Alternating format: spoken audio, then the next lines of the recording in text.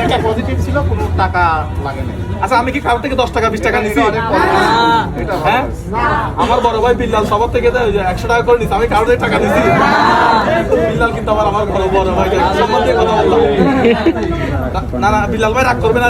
বিল্লাল ভাই, আমি যখন বাইক দিচ্ছিলাম তখন বিল্লাল ভাইয়ের কাছে একজনে গেল যে ভাই সে বাইক দিচ্ছে, এই ব্যাপারে আপনার মন্তব্য কি? তো বিল্লাল একটা সুন্দর কথা বললো যে সে বাইক দিচ্ছে, আপনার মন চাইলে আপনার বাইক দরকার হলে আপনি সাবস্ক্রাইব করেন, মন না চাইলে সাবস্ক্রাইব করিয়েন না, বাইকও লাগবে না আপনার।